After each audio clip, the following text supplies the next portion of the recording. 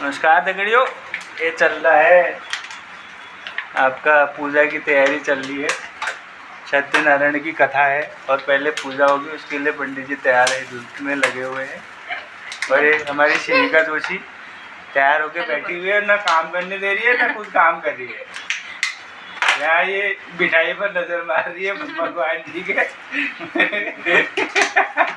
ये कह रही है हमने बोल दिया है जब पूजा हो जाएगी तब शिविका जोशी को देख रहे हैं वहाँ सब तेरे को लाइव हरकतें हो रही तेरी। आजा, शिविका जोशी ने बोल दिया है जब पूजा हो जाएगी तब मेरे को चीज मिल जाएगी, तो उसके लिए मैं इंतजार कर लूंगी, ये कह रही है ना, है ना। हाँ, ये अच्छी बच्ची बन गई। अब भगवान जी ने इसे अकल दे दी है थोड़ी देर पहले ही।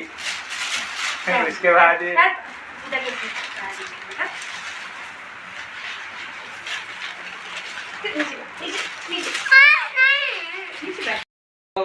स्मरेत् पुण्डरीकाक्षं शिवायाभ्यन्तरशुचि पुण्डरीकाक्षा पुनातो हस्तौ प्रक्षालयेत्। ओम केशवाय नमः, ओम नारायणाय नमः, ओम माधवाय नमः। तिराचम्या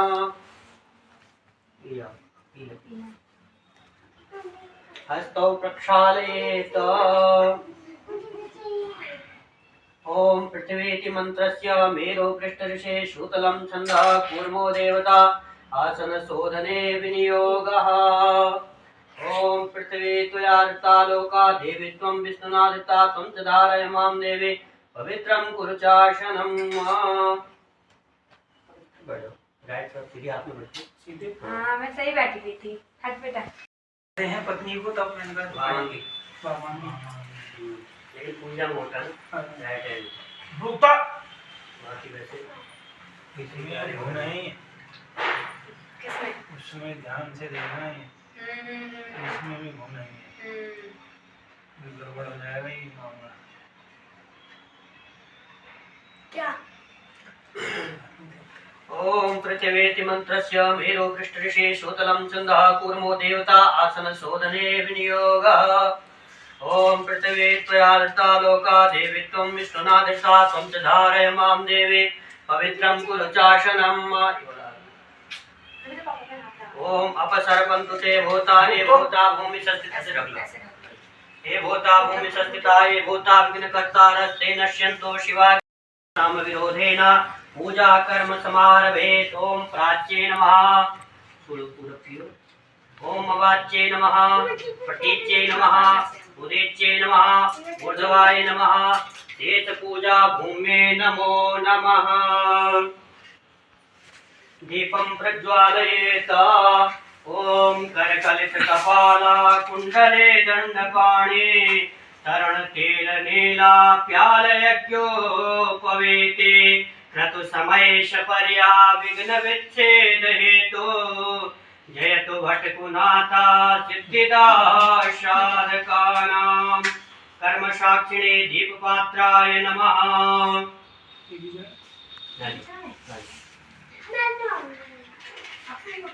दीपपात्राय नमः। दीपपात्रं सुसंपन्नं सुसंपन्नं। कर्म साक्षिणे दीपपात्राय नमः। नमः विष्णवे नमः।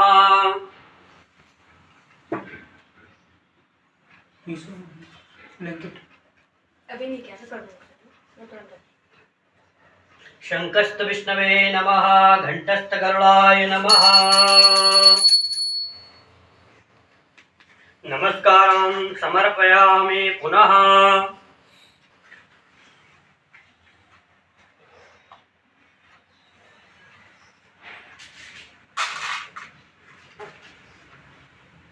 कर्मपात्रं सुसंपन्नं सुसंपन्नं कर्मपात्राय नमः।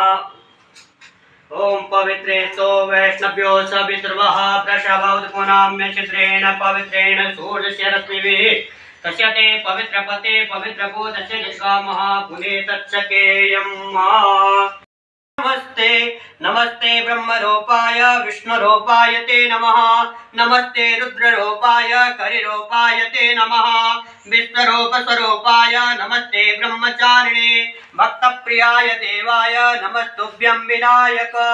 त्वां विघ्न शत्रुदलनेति च सुन्दरेति भक्तप्रदेति गहरेति च स्तुवन्ते तेभ्यो गणेश वरदो भव नित्यमेव।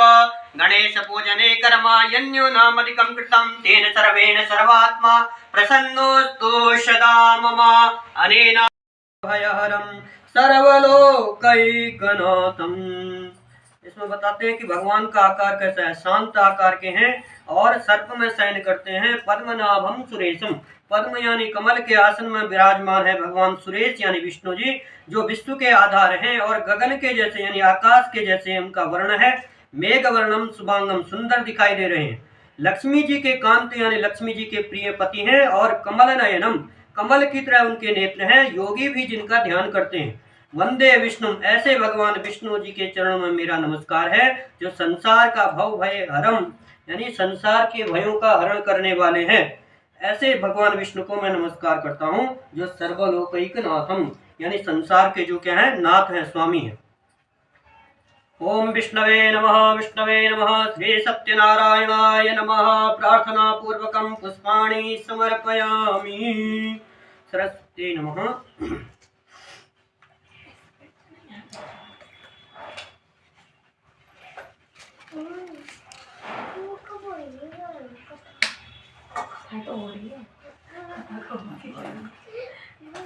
क्या करो?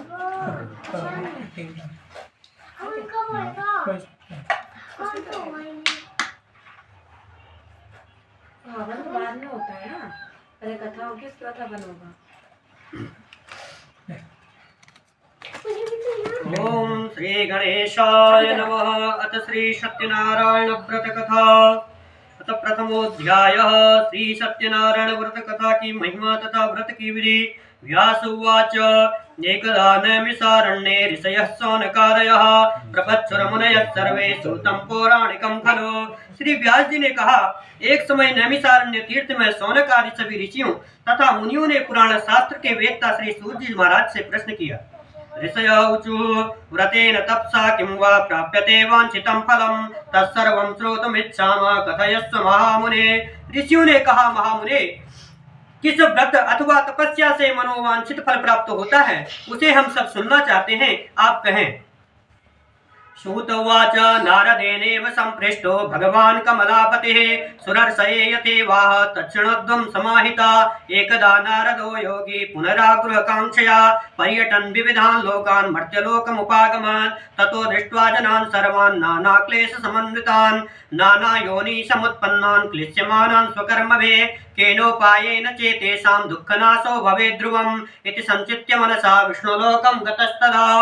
श्री सूत जी बोले, इसी प्रकार देवर्षि नारद जी के द्वारा भी पूछे जाने पर भगवान कमलापति ने उनसे जैसा कहा था उसे कह रहा हूँ। आप लोग सावधान होकर सुने। एक समय योगी नारद जी लोगों के कल्याण की कामना से विविध लोकों में भ्रमण करते हुए मृत्युलोक में आए और यहाँ उन्होंने अपने कर्म फल के अनुसार नाना योनि में उत्पन्न सभी प्राणियों को अनेक प्रकार के क्लेश दुख भोगते हुए देखा तथा किस उपाय से इनके दुखों का सुनिश्चित रूप से नाश हो सकता है, ऐसा मन में विचार करके वे विष्णुलोक को गए। तत्र नारायणं देवं शुक्लवर्णं चतुर्भुजं शंख चक्र गदा पद्म वनमाला विभूषितं दृष्ट्वा तं देवदेवेशं स्तुतुं समुपचक्रमे। वह चार भुजाओं वाले शंख चक्र गदा पद्म तथा वनमाला से विभूषित शुक्लवर्ण भगवान नारायण का दर्शन कर उन देवादिदेव की वे स्तुति करने लगे। नारद उवाच नमो वाङ्मनसातीत रूपायानंत शक्तये आदिवध्यान्तहीनाय त्रिगुणाय गुणात्मने सर्वेषामादिभूताय भक्तानामार्तिनाशिने श्रुत्वा श्रोतं ततो विष्णुर्नादं प्रत्यभाषत। हे वाणी और मन से परे स्वरूप वाले अनंत शक्ति संपन्न आदि मध्य और अंत से रहित निर्गुण और सकल कल्याणमय गुणगणों से संपन्न स्थावर जंगमात्मक निखिल सृष्टि प्रपंचक के कारणभूत तथा भक्तों की पीड़ा नष्ट करने वाले परमात्मन आपको नमस्कार है। स्तुति सुनने के अनंतर भगवान विष्णु ने नारद जी से कहा। श्री भगवान उवाच किमर्थमागतोऽसि त्वं किं ते मनसि वर्तते कथयस्व महाभाग तत्सर्वं कथयामि ते।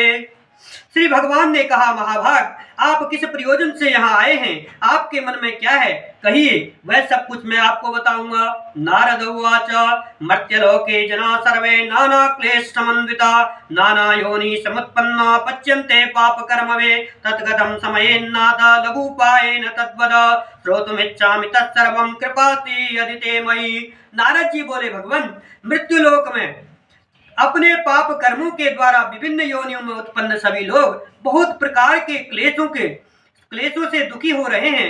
हे नाथ, किस लघु उपाय से उनके कष्टों का निवारण हो सकेगा? यदि आपकी मेरे ऊपर कृपा हो तो वह सब मैं सुनना चाहता हूँ, उसे बताएं।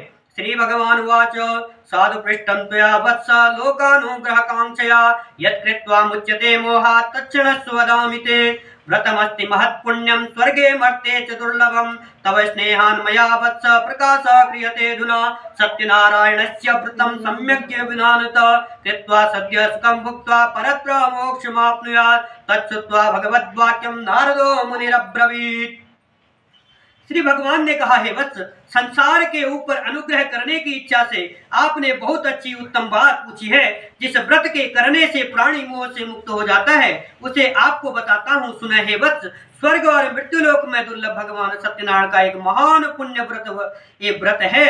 आपके स्नेह के कारण इस समय मैं उसे कह रहा हूँ। अच्छी प्रकार विधि विधान से भगवान सत्यनारायण व्रत करके मनुष्य शीघ्र ही सुख प्राप्त कर परलोक में मोक्ष प्राप्त कर सकता है। भगवान की ऐसी वाणी सुनकर नारद मुनि ने कहा, नारद उवाच किम फलम किम विधानम च कृतम केनेव तद्व्रतम तत्सर्वं विस्तरात् ब्रूहि कदा कार्यं व्रतम प्रभो।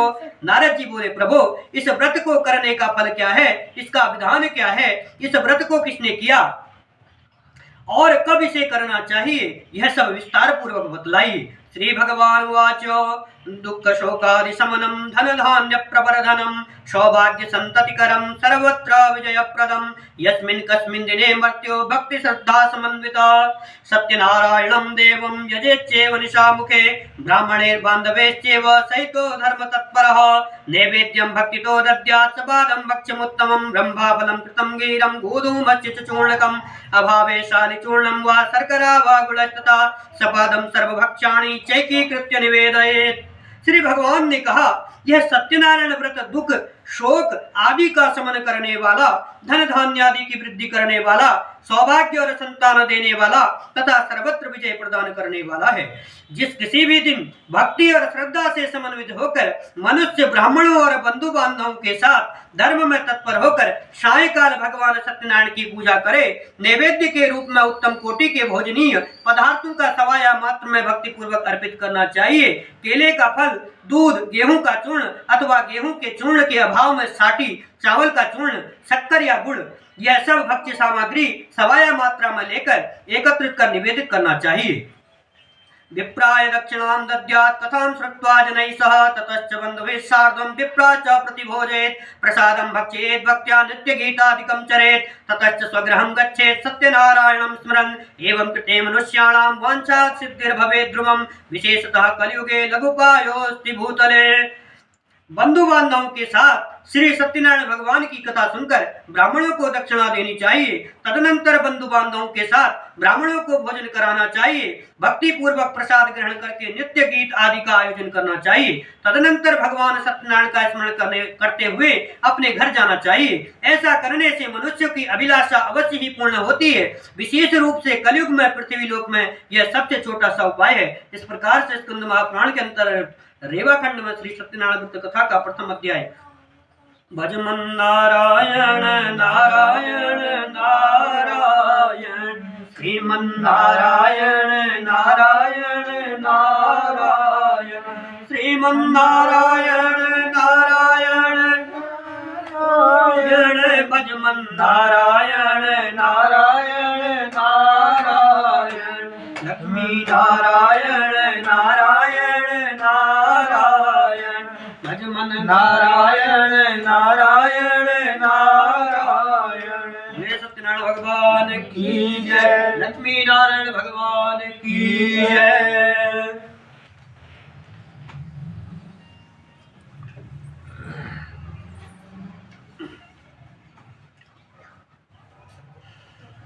दूसरा अध्याय प्रारंभ होता है निर्धन ब्राह्मण तथा काष्ठ क्रेता की कथा।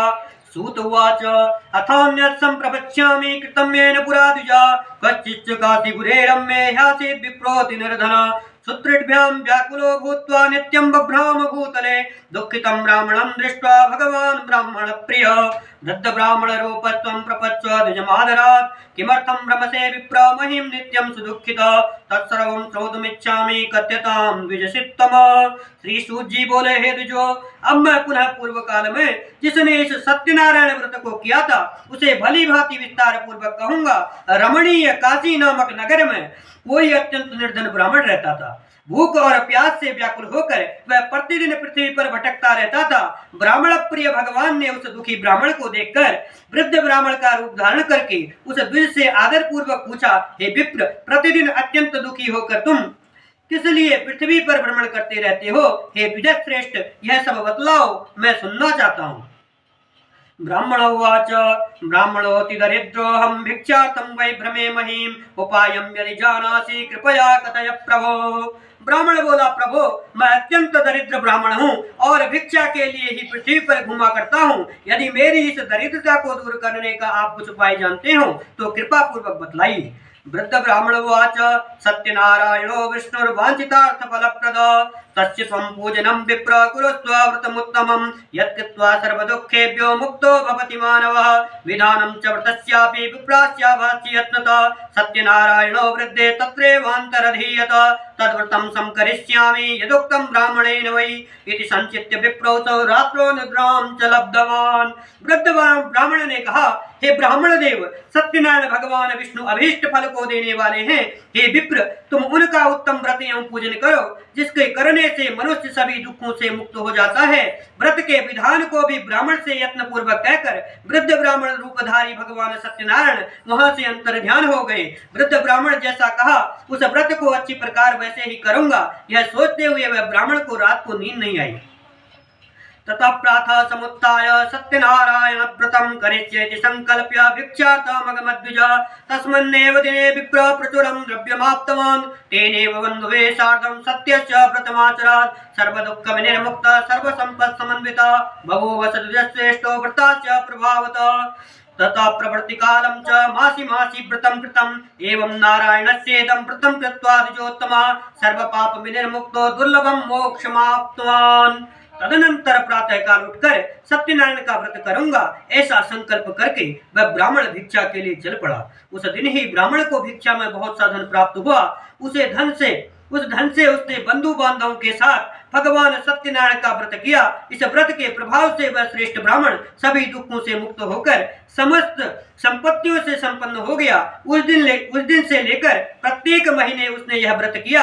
इस प्रकार भगवान सत्यनारायण के इस व्रत को करके वह श्रेष्ठ ब्राह्मण सभी पापों से मुक्त हो गया और उसने दुर्लभ मोक्ष प्रद प्राप्त किया। व्रतमस्य यदा विप्र पृथिव्यां संकरिष्यति तदेव सर्वदुःखं तु मनुजस्य विनश्यति एवं नारायणेनोक्तं नारदाय महात्मने मया तत्कथितं विप्र किमन्यत् कथयामि वः। हे विप्र, पृथ्वी पर जब भी कोई मनुष्य श्री सत्यनारायण का व्रत करेगा उसी समय उसके समस्त दुख नष्ट हो जाएंगे। हे ब्राह्मणों, इसी प्रकार भगवान नारायण ने महात्मा नारद जी से जो कुछ कहा मैंने वह सब आप लोगों से कह दिया। आगे अब और क्या कहूँ। ऋषयौचु तस्मात् विप्राच्युतं केन पृथिव्यां चरितं मुने तत्सर्वं श्रोतुमिच्छामः श्रद्धास्माकं प्रजायते। ऋषियों ने कहा, हे मुने, इस पृथ्वी पर उस ब्राह्मण से सुने हुए इस व्रत को किसने किया, हम वह सब सुनना चाहते हैं। उस व्रत पर हमारी श्रद्धा हो रही है। सूत उवाच शृणुद्धं मुनयः सर्वे व्रतं येन कृतं भुवि एकदा द्विजवरो यथा विभव विस्तरे बन्धुभिः स्वजने सार्धं व्रतं कर्तुं समुद्यत एतस्मिन्नन्तरे काले काष्ठक्रेता समागमत् बहिः काष्ठं च संस्थाप्य विप्रस्य गृहमाययो तृष्णया पीडितात्मा च दृष्ट्वा विप्रं कृतं व्रतं प्रणिपत्य द्विजं प्राह किमिदं क्रियते त्वया कृते किं फलमाप्नोति विस्तराद् वद मे प्रभो। श्री सूत जी बोले, मुनियो, पृथ्वी पर जिसने यह व्रत किया उसे आप लोग सुने। एक बार वह द्विज श्रेष्ठ अपने धन संपत्ति के अनुसार बंधु बांधवों तथा परिवार